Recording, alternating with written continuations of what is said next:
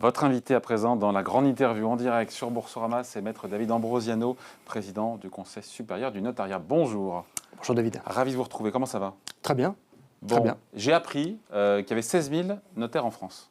Tout à fait. Et donc, vous nous dites qu'il y a un notaire tous les 8 km. On se dit effectivement, il y en a plein, mais cette statistique, elle n'est pas un peu biaisée par le maillage des notaires dans les grandes villes? Parce qu'évidemment, peut-être qu'on a... Non, c'est une moyenne vraiment, Alors c'est vraiment une moyenne. La profession s'est considérablement transformée en l'espace de 3 ans. Aujourd'hui, vous avez 16 000 notaires. Ça nous fait quasiment, effectivement, 8 km de moyenne pour trouver un office notarial. Et ce qui est intéressant, même c'est dans les coins les plus reculés? Oui, dans 90% des cas, la distance entre une étude et l'office notarial le plus proche, c'est entre 2 et 12 km. Entre l'étude et l'office notarial? Entre un office notarial et un autre office, vous avez entre 2 et 12 km de moyenne. Alors, là, ça concerne la France métropolitaine, ça ne concerne pas la Corse, ça ne concerne pas non plus les ultramarins. Et ce qui est intéressant, vous disiez dans les grandes villes, bien sûr, c'est beaucoup plus concentré dans les grandes villes. On ne compte même pas à Paris. À Paris, vous avez quasiment un notaire à tous les coins de rue. Notaire, 16 000 notaires, mais combien d'études notariales? Alors, on a 8 170 points de rencontre de la clientèle, à peu près 6 900 études et à peu près 1 200, 1 300 bureaux annexes. En fait, aujourd'hui, on est le premier réseau de proximité d'accès au droit en France. En octobre de l'année dernière, on a même dépassé les bureaux de poste de plein exercice. Il y a aujourd'hui 2 fois plus de notaires que de gendarmerie, il y a 5 fois plus de notaires que de centres des finances publiques. On est véritablement partout sur le territoire. Est-ce que c'est un petit peu aussi des capteurs d'humeur ou de psychologie de vos clients, et dans quel état d'esprit sont les Français? Quelles sont les remontées du terrain que vous avez sur la psychologie? Est-ce que il y a des sujets, c'est toujours les mêmes sujets, comment transmettre, l'immobilier, ou est-ce qu'il y a eu des changements? Alors avec 8 170 points de rencontre, 16 000 notaires partout sur le territoire, pensez bien qu'on est effectivement des capteurs. Ce qu'on ressent aujourd'hui, c'est que les Français ont le sentiment d'être dans un monde qui va très vite, ultra connecté, hyper fluide, même certains diront parfois un peu liquide, un peu gazeux. Et ils ont besoin de balises, ils ont besoin de repères, on le sent véritablement. Et le notariat est véritablement un ancrage de la société. Un ancrage de la société, on est présent, on l'a dit tout à l'heure, partout. Et on a beaucoup aujourd'hui le sentiment d'avoir ce besoin de préparer quelque chose, de se projeter dans l'avenir pour les Français. Et ils ont besoin de se raccrocher à ça. Ils ont redécouvert, par exemple, l'année dernière, ils avaient peut-être un petit peu perdu de vue, que les notaires conservaient pour l'éternité leurs actes. 75 ans avant d'être versés aux archives départementales, il n'y a aucune profession qui fait ça, il n'y a aucune organisation, il n'y a même aucun service public, à part les archives nationales, qui conserve votre acte, qui conserve la mémoire de ce que vous avez fait dans votre vie, mais celle de votre famille également pendant aussi longtemps. Et sinon leurs attentes, alors ils se projetent dans l'avenir, mais c'est une attente qui est perpétuelle. Enfin, on se projette tous plus ou moins. Et c'est une attente perpétuelle, et en même temps c'est notre métier. Ouais. Donc préparer l'avenir, c'est effectivement notre métier. Il y a préparer le présent également, pour tout ce qui concerne les régimes matrimoniaux par exemple. Et préparer l'avenir, c'est préparer sa succession demain, mais c'est aussi acheter son bien, acheter son logement. Et on voit qu'il y a véritablement des modifications. Il n'y a pas de nouvelles demandes qui ont émergé avec la crise. Il n'y a pas de nouvelles demandes particulières sur l'offre sur l'offre notariale. En revanche, il y a des changements de comportement, notamment sur la matière immobilière. On note des changements de comportement depuis à peu près 1 an. Donc avec cette envie, évidemment, on l'a évoqué, mais de verdure, de plus d'espace. Et ça c'est quelque chose qu'on a souvent dit. Est-ce qu'on peut le matérialiser? Parce que la FNAIM disait, je lisais encore une fois, le patron de la FNAIM qui disait que les résidences secondaires, aujourd'hui, c'est 17% des transactions aujourd'hui dans l'immobilier, contre 10% avant la crise. Donc après, au-delà des chiffres, c'est 2 fois plus. Il y a vraiment 2 fois plus d'actes qui sont signés pour avoir une résidence secondaire, de la verdure, d'un jardin, une terrasse? Il faut bien distinguer les choses. Déjà, pour répondre à votre question, oui, les Français, ils ont envie d'air, ils ont envie de verre également, et on le note vraiment de manière très très forte depuis 1 an. Je ne parle pas de l'humeur, je parle vraiment de passage à l'acte. Alors, le passage à l'acte, déterminer des chiffres, de dire plus 17%, aujourd'hui, c'est très difficile, parce que quand vous avez un acte de vente, vous ne savez pas nécessairement si le bien sera de la résidence secondaire ou de la résidence... Si le notaire connaît bien son client, il sait s'il achète... S'il le connaît bien, mais c'est très difficile d'avoir des chiffres aussi précis. En revanche, ce qui est très intéressant à observer, c'est que les comportements changent, notamment à l'égard des résidences principales. Jusqu'à présent, on avait véritablement le lieu de villégiature. On partait pour les vacances, on partait pour le week-end. Aujourd'hui, c'est presque de la résidence semi-principale. Il y a ce concept qui a fleuri, là. Tout le monde nous parle de résidence semi-principale. Mais c'est une réalité. Donc c'est une résidence secondaire dans laquelle on est plus souvent. Exactement, c'est une résidence secondaire dans laquelle on est plus souvent et dans laquelle on va travailler également. Tout en conservant sa résidence principale ou en en achetant conservant sa résidence principale. Parfois, on a observé que certains clients vendaient leur résidence principale en ville, achetaient une grande résidence secondaire, mais qui devient semi-principale, et pour relouer éventuellement en ville pour les besoins du travail.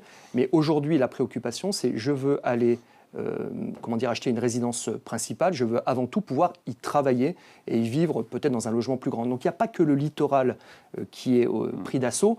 On note, si vous voulez, des chiffres, des observations, on va dire véritablement chiffrées. Par exemple, dans le Ventoux, plus 38% de volume, à Saintes, plus 165% de volume de vente. Donc ce n'est pas un truc de Parisien. Ah non, ce n'est pas un truc de Parisien. Effectivement, il y a Paris, certes, mais vous avez également les Lyonnais qui cherchent à aller dans de la verdure. Vous avez des grandes agglomérations comme Nantes, comme Bordeaux, où on observe des mouvements, même Marseille, des mouvements qui se font vers l'extérieur. Ouais, sachant que je ne sais pas si c'est une ruée, en tout cas, des Français pour ces résidences semi-principales. On se dit que ça peut aussi avoir un impact positif sur l'économie des territoires. Mais parce que d'un côté, ça fait flamber aussi les prix, donc pour les locaux, c'est pas drôle parce qu'ils peuvent plus acheter. Mais en même temps, ça revigore, ça revitalise aussi les... Ça revitalise les villes moyennes, par exemple. Vous savez qu'il y a une action aujourd'hui qui est pilotée par le programme national Action Cœur de Ville. Et on a établi en partenariat donc, avec le programme Action Cœur de Ville un baromètre des villes moyennes. Il y a 222 villes en France qui sont concernées. Ça va de Chinon, qui fait 8 000 habitants, jusqu'à Limoges, 135 000 habitants, où on observe la pertinence et l'efficacité des politiques publiques dans ces villes de Action Cœur de Ville par le biais de la dynamique de marché. Donc on mesure le volume des ventes dans ces villes, on mesure le prix médian également, et puis on mesure l'incidence du baromètre du diagnostic de performance énergétique. On s'aperçoit effectivement que les choses sont en train de changer, et sont en train de changer de manière extrêmement positive. Elles sont plus dynamiques et attractives.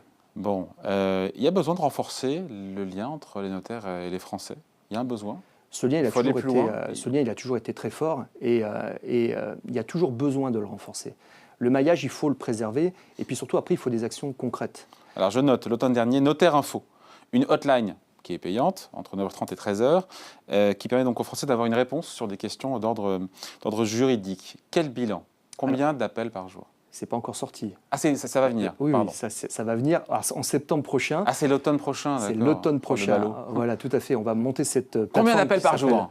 Notaire Info. Et alors, quels sont les objectifs? Alors, on s'est dimensionné à peu près pour 2500 à 3500 appels mois, à peu près.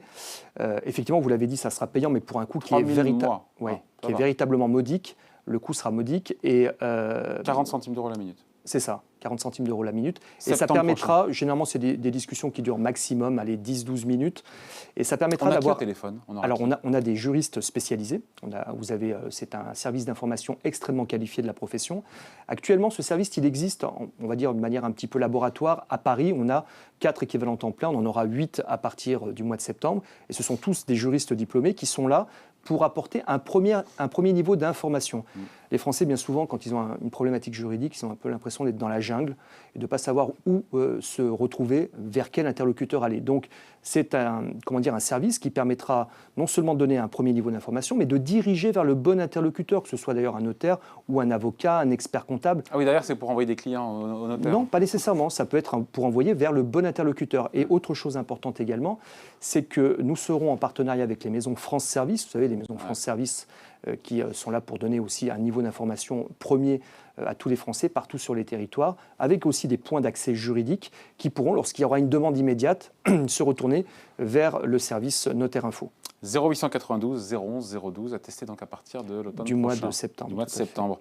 Vous allez lancer aussi rendez-vous avec mon notaire. Ah là, on l'a lancé. Alors putain, je suis à l'envers. Bon. Donc rendez-vous avec mon notaire, c'est lancé maintenant depuis 2 mois à peu près. C'est une espèce de Doctolib, c'est ça? C'est complètement ça, c'est un Doctolib effectivement du notariat. Rendez-vous avec mon notaire. On vous souhaite le même succès, hein. Ça donne quoi alors? Quels sont les chiffres? Alors, pour l'instant, ça marche plutôt très bien. On a à peu près 300 études qui ont adhéré au service. C'est tout récent, ça vient véritablement de sortir. Donc, c'est le même principe, on va sur Internet, boum. En fait, les notaires choisissent des plages horaires qu'ils réservent complètement à la consultation de leurs clients pour des informations juridiques de tout ordre. Ce n'est pas pour prendre rendez-vous, par exemple, pour la signature d'un acte. C'est véritablement pour du conseil. Et si vous allez sur la plateforme, si l'étude, il faut que l'office, bien évidemment, ait adhéré à rendez-vous avec mon notaire, pourra prendre librement, en 2 clics, un rendez-vous avec ce notaire. Bon, on vous souhaite le même succès, on fera un point évidemment dans les prochains mois. On termine, Maître David Ambrosiano, par cette donation temporaire exonérée d'impôts. Pour le coup, on sait que les Français ont jusqu'au 30 juin pour bénéficier de ce dispositif d'exonération de droits de donation. Donc il reste très peu de temps pour potentiellement transmettre 100 000 € sans impôts. L'idée c'était, du gouvernement avec cette carotte fiscale, c'était d'inciter à faire circuler un petit peu l'épargne entre les générations. Est-ce que pour vous c'est un dispositif qui a rencontré un franc succès ou c'est un bid, un four ? Ce n'est pas un dispositif qui a rencontré un franc succès parce que il faut quand même le préciser, c'était très limité. C'était soit pour construire un logement, soit pour des travaux de rénovation énergétique, soit pour la création d'une entreprise. Donc c'était vraiment sur une niche, on était sur quelque chose de très limité. C'est ça qui a rebuté les Français, c'est toute cette conditionnalité, toutes ces conditions à respecter. De toute façon, si vous ne rentriez pas dans le cadre, vous n'aviez pas droit à cet abattement de 100 000 €. Et sur cette question des donations, aujourd'hui, je crois que le sujet a été un petit peu enterré par le ministère de l'Économie il y a quelques mois. Il était question éventuellement de revoir un petit peu les abattements, d'essayer de redynamiser justement la transmission entre les générations. Ça a été abandonné. Bon, pourtant, c'est vrai qu'il y a beaucoup de dispositifs qui existent déjà. Il y a déjà beaucoup de dispositifs. Il y en a certains qui mériteraient éventuellement d'être un petit peu améliorés. Déjà, le délai de rechargement des abattements fiscaux, 15 ans. 15 ans, c'est beaucoup trop long. C'était 10 ans au moment Sarkozy. Alors, à cette époque-là, en 2007, c'était 6 ans. On était passé de 10 à 6. On a connu 6 ans. On a connu 6 ans. On est passé de 10 à 6. Ensuite, on est passé de 6 à 10. Et on est passé de 10 à 15. François Hollande. Voilà. On est passé de 10 à 15. Nous, depuis très longtemps... Vous militez pour revenir à 10 ans ? On milite pour revenir à un délai de 10 ans, avec la possibilité en plus de recharger par dixième chaque année. Ce qui permettrait de Comme les donner... abattements sur les...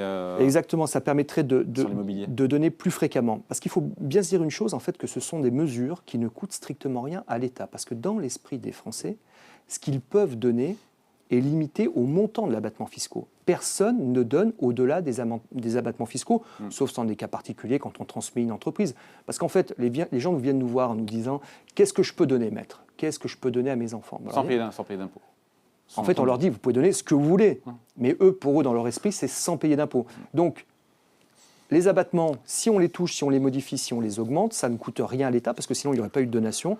Et ce qui n'est pas donné ne profite à personne, ni à l'État, ni aux jeunes générations. Exactement. Merci en tout cas d'avoir été avec nous, Maître David Ambrosiano, président du Conseil supérieur du notariat, invité de la grande interview en direct sur Boursorama. Merci. Merci.